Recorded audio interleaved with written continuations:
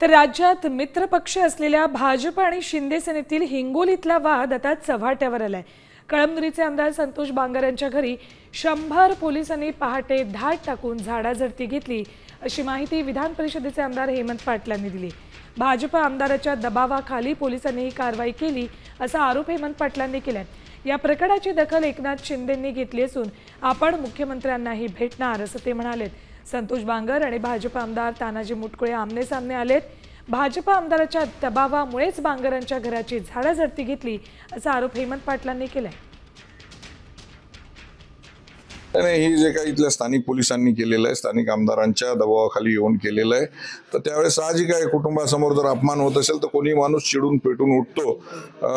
त्या वक्तव्याचं मी समर्थन करणार नाही, पण साहजिक आहे त्यांनी काय स्वागत केलं पाहिजे का की छान छान केलंय, वा माझ्या घरी पोलीस पाठवले, माझा घरचा फ्रीज कपाट तपासले, माझी वृद्ध आई 80 वर्षाची घरी झोपून आहे, आजारी आहे, तिला त्रास होतोय, त्याच्याबद्दल काय स्वागत केलं पाहिजे का? आपल्या इथलच्या विरोधकांनी जो आपल्या इथलचा स्थानिकचा आमदार आहे त्यानं सकाळी 6 वाजता या तुमच्या भावाच्या घरी 100 पोलीसवाले पाठवले। 100 पोलीसवाले, किती पोलीसवाले पाठवले? 100। माझे घरामध्ये लेकरं झोपलेले, बायको झोपलेली, आई झोपलेली, आणि त्या पोलीसवाल्यानं खट खट खट खट दरवाजा वाजवला आणि सर्च वॉरंट दाखवला आणि सगळे पोलीसवाले, तुम्हाला सांगतो लेडीज सगळं घरामध्ये घुसले।